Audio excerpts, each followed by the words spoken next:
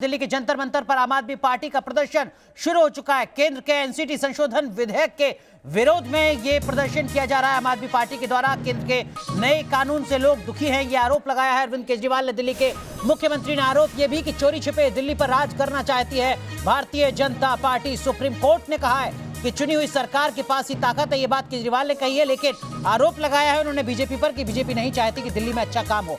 आम आदमी पार्टी के विधायकों को खरीदने की कोशिश करती है बीजेपी, ये आरोप केजरीवाल का। सुनिए जरा क्या कुछ कहा। गलत बात है नहीं है। अगर तुमने वोट चाहिए, तुमको वोट चाहिए, तुम भी अच्छे काम करो। जैसे दिल्ली में आम आदमी पार्टी अच्छे काम कर रही है, तुम भी दूसरी जगह अच्छे काम करो, तुमको भी वोट देंगे लोग। तुम तो करोगे गुंडागर्दी और दिल्ली में जो अच्छे काम हो रहे हैं वो भी रोकोगे। मैं आपसे पूछना चाहता हूं, असली देशभक्ति क्या होती है? असली देशभक्ति है कि अगर देश के किसी भी कोने में कोई अच्छा काम कर रहा हो, चाहे कोई कर रहा हो, चाहे पक्ष कर रहा हो, विपक्ष कर रहा हो, कोई अच्छा काम कर रहा हो, अगर मैं सच्चा देशभक्त हूं तो मैं उसका साथ दूंगा। दूंगा नहीं दूंगा? और अगर मैं गद्दार हूं तो उसका काम रोकूंगा मैं। अगर मैं भारत का दुश्मन हूं तो उसका काम रोकूंगा मैं, अच्छे काम को रोकूंगा मैं। ये दिल्ली के अंदर जो अच्छे काम को रोकना चाह रहे हैं, ये ठीक नहीं कर रहे। ये देश के साथ सही नहीं कर रहे, देश के साथ, भारत के साथ सही नहीं कर रहे। तो मैं आज दिल्ली की जनता की तरफ से, भारत की जनता की तरफ से केंद्र सरकार को अपील करना चाहता हूं कि आज इतने लोग यहां इकट्ठे हुए हैं, ये तो फिर भी थोड़े ही आए हैं। कैमरा लेके घूम रहे थे, सबसे पूछ रहे थे, हाँ भाई दिल्ली सरकार किसको चलानी चाहिए, केजरीवाल को चलानी चाहिए कि केंद्र सरकार को? 90% लोग कह रहे थे कि केजरीवाल को चलानी चाहिए, हमने उसको चुना। तो मैं केंद्र सरकार को अपील करना चाहता हूं कि अभी भी इस कानून को वापस ले लो। अभी ये कानून वापस नहीं हुआ, इस कानून को वापस ले लो। जनता की ताकत को मत छीनो, जनता के साथ धोखा मत करो। 1947 में आजाद हुआ था देश, 75 साल हो गए। आज देश अपनी आजादी के 75 साल मना रहा है। इस 75 साल में तुम यही करोगे? इस 75 साल में यही तोहफा दोगे देश को?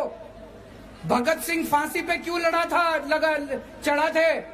चंद्रशेखर आजाद, भगत सिंह, राजगुरु, अशफाकुल्ला खान, सुभाष चंद्र बोस, बाबा साहब अंबेडकर, उन लोगों ने क्यों कुर्बानी दी थी?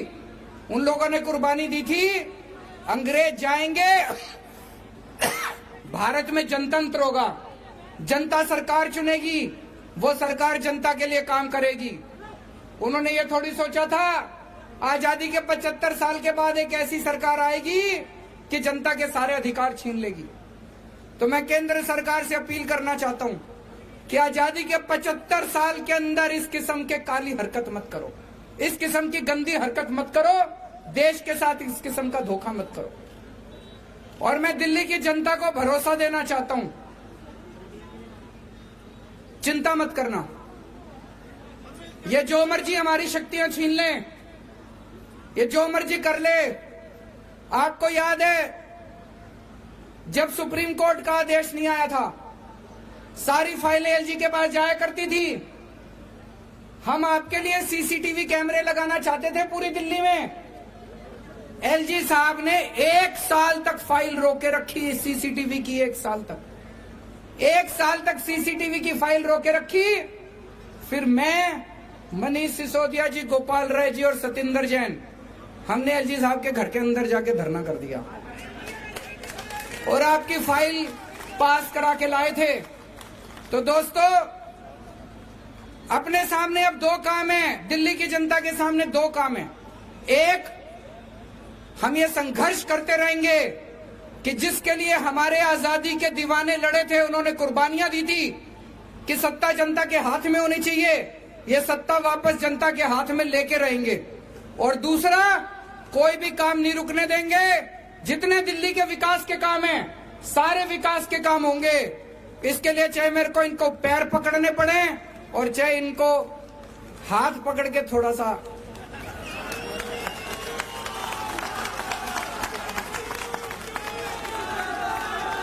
काम नहीं रुकने दूंगा आपके, सारे काम होंगे। दिल्ली की जनता के लिए कुछ भी करेंगे, चाहे पैर पकड़ने पड़े, गिड़गिड़ाना पड़े, चाहे कुछ भी करना पड़े, सब करेंगे। आपके काम नहीं रुकने देंगे। लेकिन जो इन्होंने जनता की ताकत छीनी है, वो वाली ताकत भी वापस लेके रहेंगे। भारत माता की